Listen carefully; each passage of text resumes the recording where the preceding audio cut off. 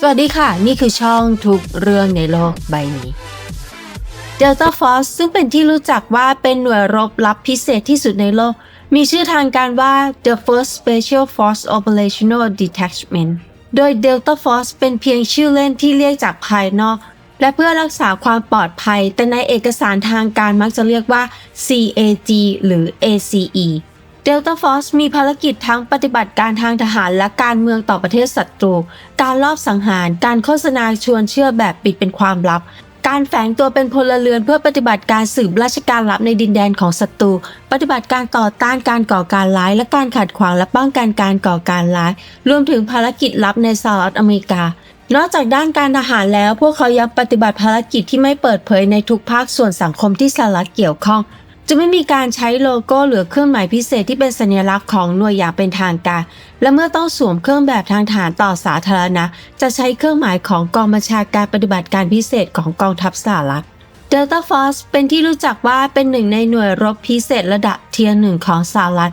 ถูกเปิดเผยชื่อและมีตัวตนครั้งแรกหลังจากปฏิบัติการกรงเล็บอินทรีเพื่อช่วยเหลือตัวประกันที่สถานทูตอเมริกันในอิหร่านในปี 1979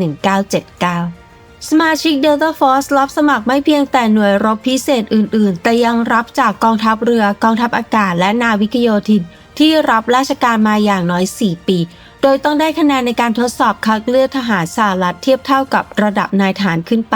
และต้องผ่านการทดสอบ IQ ในระดับที่กำหนดตามคำบอกเล่าของอดีตสมาชิก Delta Force สมาชิกส่วนใหญ่มาจากหน่วยรบพิเศษกองทัพบกกินเบเล่แต่ก็มีมาจากกรมทหารราบที่ 75 หน่วยเดฟกูและเนวิซิลด้วยในหน่วยกินเบเล่จะมีการแบ่งออกเป็นหน่วยปฏิบัติการจริงที่เรียกว่าหน่วยอัลฟาและหน่วยที่คอยสนับสนุนหน่วยอัลฟาเรียกว่าหน่วยบราโวรวมถึงหน่วยที่สนับสนุนทั้งอัลฟาและบราโวเรียกว่าหน่วยชาลีแต่บางครั้งจะมีการประกาศรับสมัครหน่วยที่เรียกว่าหน่วยเดลต้าซึ่งเป็นที่รู้จักว่าเป็นการประกาศเพื่อคัดเลือกสมาชิกหน่วยปฏิบัติการพิเศษในกินเบเล่ที่เรียกว่า Delta Force Delta Force อยู่ภายใต้การบังคับบัญชาโดยตรงของกองบัญชาการปฏิบัติการพิเศษร่วมและเป็นหน่วยรบพิเศษระดับเทียร์1แต่เป็นที่ทราบกันดีว่าได้รับงบประมาณและความเป็นอิสระเสมือนเป็นกองบัญชาการแยกต่างหากมีการกล่าวว่าภารกิจที่มอบหมายให้ Delta Force นั้นหน่วยสามารถวิเคราะห์ระดับความเสี่ยงของภารกิจที่ได้รับมอบหมายและอาจปฏิเสธภารกิจนั้นได้จึงไม่สามารถบังคับให้ Delta Force รับภารกิจได้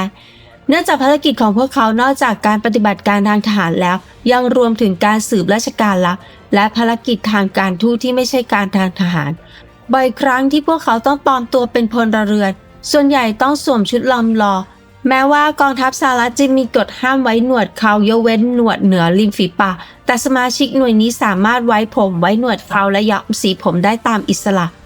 อย่างไรก็ตามมีรายงานว่าเจ้าหน้าที่ระดับสูงของรัฐบาลสหรัฐยอมรับในความสามารถของหน่วย Delta Force แต่รู้สึกไม่สบายใจต่อพฤติกรรมของพวกเขาในบางครั้งโครงสร้างองค์กรเป็นที่ทราบโดยทั่วไปว่าประกอบด้วย Squadron A B C D ที่รับผิดชอบการโจมตี Squadron G รับผิดชอบด้านการปฏิบัติการทางการเมืองและการสืบราชการลับซึ่งจะมีเจ้าหน้าที่หญิงร่วมอยู่ด้วย Squadron E ได้รับการสนับสนุนทางอากาศ Squadron สนับสนุนการรบที่รับผิดชอบอาวุธทำลายล้างสูงวัตถุนิวเคลียร์อาวุธระเบิดและการแพทย์ Squadron ที่รวบรวมข้อมูลสัญญาณ Squadron ที่รับผิดชอบด้านคอมพิวเตอร์และเทคโนโลยีสารสนเทศ Squadron ที่ประเมินยุทธวิธีและวิจัยการปฏิบัติการและ Squadron ที่รับผิดชอบด้านการฝึกโครงสร้างที่เปิดเผยต่อสาธารณชนนี้เป็นเพียงภาพรวมและมีรายงานว่าองค์กรมีการเปลี่ยนแปลงโครงสร้างอยู่เสมอเพื่อรักษาความปลอดภัยตามการให้สัมภาษณ์ของอดีตสมาชิก Delta Force แต่ละ Squadron โจมตีแบ่งออกเป็น 3-5 กองร้อยและแต่ละกองร้อยแบ่งออกเป็น 4-5 ทีมโครงสร้างองค์กรของ Delta Force มีความคล้ายคลึงกับหน่วยรบพิเศษของอังกฤษ SAS ดังนั้นจึงสามารถประมาณการจำนวนสมาชิกของ Delta Force ได้โดยดูจากโครงสร้างขององค์กรของ SAS หน่วย SAS ของอังกฤษประกอบด้วย1ยูนิตมี4นาย4ยูนิตรวมกันเป็น1กองร้อย4กองร้อยรวมเป็น1 Squadron ดังนั้น1 Squadron จะประกอบด้วยกำลังพล64นายและ SAS ก็มี Squadron โจมตี4หน่วยคือ A B D และ G เช่นกันจึงสามารถประมาณการได้ว่ามีกำลังพลในหน่วยโจมตีประมาณ260นายเหตุที่ Delta Force มีโครงสร้างคล้ายกับ SAS พอได้รับอิทธิพลจากหน่วยรบพิเศษ SAS ของอังกฤษในการก่อตั้งบุคคลที่มีส่วนสำคัญในการก่อตั้ง Delta Force คือชาร์ลส์ เบควิธชาวแอตแลนตารัฐจอร์เจียซึ่งจบหลักสูตร ROTC มหาวิทยาลัยจอร์เจียและในปี 1952 ได้รับการบรรจุเป็นร้อยตรีในกองทัพบกสหรัฐหลังจากการเข้าร่วมในสงครามเกาหลีเขาจบหลักสูตรแลนเจอร์และในปี 1958 เขาได้สมัครเข้าหน่วยกรีนเบเล่และในปี 1960 ถูกส่งตัวไปประจำการที่ลาวเป็นเวลา 2 ปี ต่อมาระหว่างปี 1962 ถึง 1963 เขาได้รับมอบหมายให้เป็นนายทหารแลกเปลี่ยนกับหน่วย SAS ของอังกฤษเป็นเวลา 1 ปี และได้เข้าร่วมปฏิบัติการกองโจรในความขัดแย้งระหว่างอินโดนีเซียกับมาเลเซียกับหน่วย SAS และในช่วงนี้เองที่เขาได้รับแรงบันดาลใจอย่างมากจากหน่วย SAS ของอังกฤษหลังจากกลับมาจากสหรัฐเขาเห็นว่าหน่วยกรีนเบเล่ของกองทัพสหรัฐมุ่งเน้นแต่การรบแบบกองโจรมากเกินไปจึงเสนอให้จัดตั้งหน่วยรบพิเศษแบบเดียวกับ SAS ของอังกฤษที่สามารถปฏิบัติภารกิจได้ครอบคลุมทั้งการรบแบบกองโจรการปฏิบัติการข่าวกรองและการรอบสังหารและการโจมตีโดยตรงต่อสถานที่สำคัญของศัตรูหน่วยรบพิเศษของกองทัพบกสหรัฐที่รู้จักกันในชื่อกรีนเบเล่เป็นหน่วยชั้นยอดที่ปฏิบัติภารกิจพิเศษหลากหลายโดยภารกิจหลักและจุดแข็งของพวกเขาก็คือการรบแบบกองโจรซึ่งแทรกซึมเข้าไปหน่วยหลังของข้าศึกรวบรวมกลุ่มผู้ไม่พอใจในพื้นที่เพื่อจัดตั้งกำลังกองโจรสร้างความปั่นป่วนในแนวหลังและใช้สงครามจิตวิทยาเพื่อได้รับการสนับสนุนจากประชาชนในพื้นที่เพื่อนำไปสู่ชัยชนะในสงครามในขณะที่กรีนเบเล่ประสบความสำเร็จอย่างมากในการรบแบบกองโจรเมื่อเขาเสนอว่าจำเป็นจะต้องมีหน่วยรบพิเศษแบบ SAS ของอังกฤษกองทัพบกสหรัฐตอบสนองอย่างเย็นชาและกล่าวว่ากรีนเบเล่ด้อยกว่า SAS ตรงไหนและปฏิเสธข้อเสนอของเขาทันทีต่อมาในปี 1965 เขาถูกส่งตัวไปเวียดนามและได้รับมอบหมายให้ดูแลโครงการเดลต้าซึ่งเป็นหน่วยลาดตระเวนพิเศษภารกิจของโครงการเดลต้าคือการแทรกซึมเข้าไปในพื้นที่ฆ่าศึก1 สัปดาห์ก่อนการปฏิบัติการของกองทัพสหรัฐเพื่อรวบรวมข้อมูลข่าวกรองประเมินผลการยิงปืนใหญ่การทิ้งระเบิดและประสานงานปฏิบัติการร่วมกับกองทัพเวียดนามใต้ในการคัดเลือกเจ้าหน้าที่สำหรับโครงการเดลต้าเขาได้ใช้ประสบการณ์ในการเรียนรู้จาก SAS ของอังกฤษและโครงการเดลต้านี้ต่อมาได้กลายเป็นรากฐานในการก่อตั้งหน่วยลาดตระเวนระยะไกล LRRP เบควิธได้รับฉายาว่าชาลีผู้บุกบั่นในสงครามเวียดนามเขาได้รับบาดเจ็บระหว่างปฏิบัติหน้าที่ในปี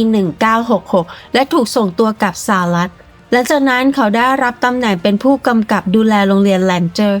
และแผนการก่อตั้งหน่วย Delta Force ซึ่งเป็นความฝันของเขาก็ได้เริ่มต้นอีกครั้งในปี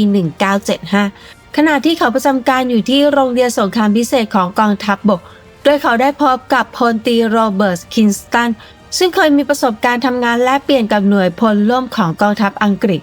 ด้วยการสนับสนุนของคินสตันในเดือนสิงหาคม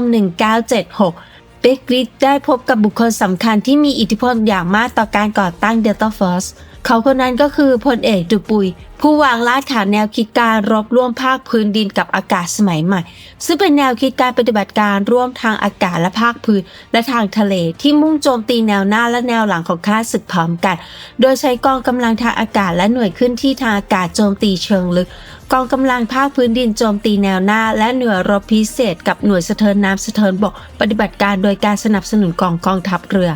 คินสตันและเบควิธผู้สนับสนุนการก่อตั้ง SAS แบบอเมริกันอย่างแข็งขันได้มีโอกาสนำเสนอถึงความเป็นเลิศของหน่วย SAS ของอังกฤษ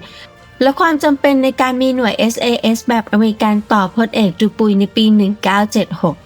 พลเอกดูปุยผู้เข้าใจจุดแข็งจุดอ่อนของกรีนเบเล่ที่มุ่งเน้นการรบแบบกองโจรเป็นอย่างดีหลังจากได้รับฟังการนำเสนอก็เห็นด้วยกับการจัดตั้งหน่วยรบพิเศษแบบ SAS ของอังกฤษและได้แนะนำให้เพิ่มขีดความสามารถในการต่อต้านการก่อการร้ายซึ่งเป็นความสามารถใหม่ที่ยังไม่มีหน่วยรบพิเศษใดของสหรัฐดำเนินการอยู่เข้าไปด้วยในวัตถุประสงค์ของการจัดตั้งหน่วยรบพิเศษใหม่นี้ด้วย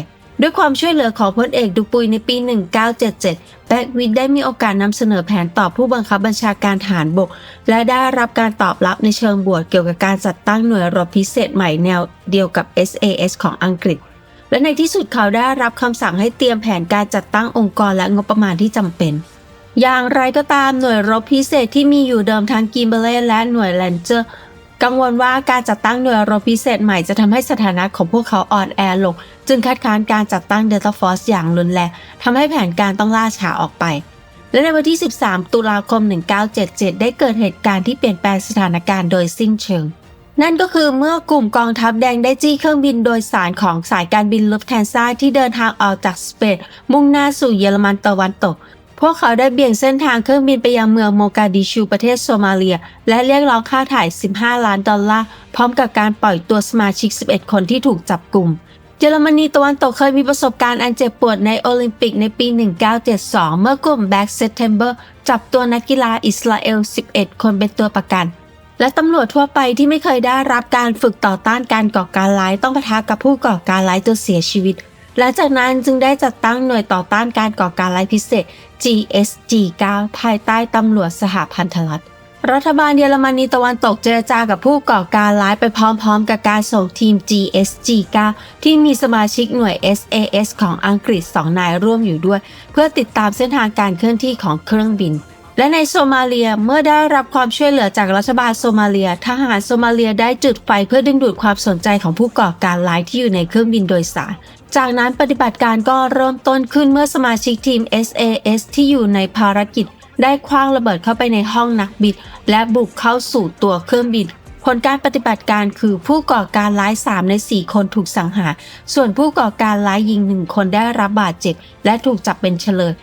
ขณะที่ผู้โดยสารจำนวน86 คนที่ถูกจับเป็นตัวประกันได้รับความช่วยเหลืออย่างปลอดภัยทั้งหมดทำให้การปฏิบัติการช่วยเหลือตัวประกันครั้งนี้ประสบความสำเร็จอย่างยิ่งใหญ่เหตุการณ์นี้ได้กลายเป็นการปฏิบัติการที่ตอกย้ำความจำเป็นในการฝึกอบรมหน่วยรบพิเศษต่อต้านการก่อการร้ายเทียบเท่ากับการปฏิบัติการนินลอมของ SAS ที่ลอนดอนในปี 1980 ความสำเร็จของการปฏิบัติการต่อต้านการก่อการร้ายของ SGS-9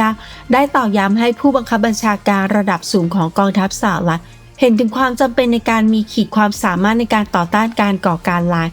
ส่งผลให้แผนการจัดตั้ง Delta Force ได้รับการสนับสนุนอย่างเต็มที่อีกครั้งและในวันที่ 19 พฤศจิกายน 1977 หลังจากความพยายามอย่างต่อเนื่องเป็นเวลา 15 ปีในที่สุดผู้บังคับบัญชาการระดับสูงของกองทัพก็ได้อนุมัติอย่างเป็นทางการให้จัดตั้ง Delta Force ซึ่งเป็นทาง SAS แบบอเมริกันและกลายเป็นหน่วยรบพิเศษที่มีชื่อเสียงระดับโลกในเวลาต่อมาและท่านผู้ชมชอบหน่วยรบไหนเป็นพิเศษเขียนคอมเมนต์มาบอกกันได้นะคะขอบคุณสำหรับการสนับสนุนช่องทุกช่องทางค่ะไม่ว่าจะเป็นการกดไลค์กดแชร์เขียนคอมเมนต์ขอบคุณมากๆนะคะแล้วพบกันใหม่คลิปหน้าค่ะสวัสดีค่ะ